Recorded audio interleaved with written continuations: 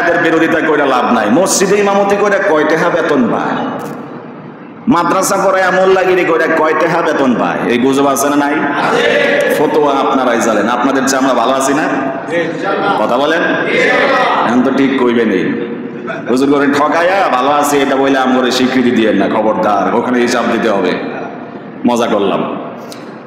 চেষ্টা থাকতে হবে ওলামায়ে কেরামকে আল্লাহ এবং তার হাবিব যে সারপ্রাইজের কথা ঘোষণা করেছেন, সুসংবাদের কথা ঘোষণা করেছেন, সেই হিসাবে সার্টিফিকেট যেহেতু রাসূল দিয়েছেন, পৃথিবীর সেরা শ্রেষ্ঠ সর্ব উৎকৃষ্ট রাসূল বলেছেন ওই শ্রেণীর লোকদেরকে খায়রুকুম মান তাআল্লামাল কুরআনা ওয়া আল্লামা, যারা ছোট্টবেলায় কোরআন নিজে শিখেছে, পরবর্তীতে কোরআন শিক্ষা দিচ্ছে, পৃথিবীতে একমাত্র সার্টিফিকেট দিয়েছেন, এরাই হচ্ছে জগতের সেরা সর্ব উৎকৃষ্ট জাতি। সুবহানাল্লাহ।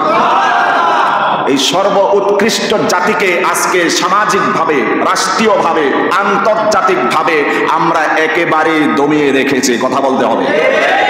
এদেরকে ঠকাইতে পারলেই বগলের তলায় হাত বাজাই আমরা, যে কাম একটা করছি ফজিলতের কাজ, হুজুর ঠকায় লাইছি। আছে না বাস্তবতা? এটা মুখ দিয়ে মানুষ বলে নাকি?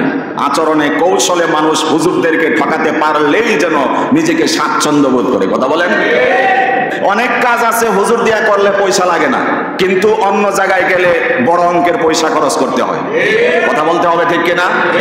এই সমাজ চেঞ্জ করতে হবে। কথা বলেন। এই সামাজিকতা, এই ধরনের কৃষ্টি কালচার বাংলাদেশ থেকে পরিবর্তন করা সময়ের দাবি। যাদেরকে হাবিব সার্টিফিকেট দিয়েছেন তাদেরকে ঠকালে সেদিন হাবিবও তাদেরকে সোহবত বলে তাড়িয়ে দেওয়ার সম্ভাবনা থাকবে।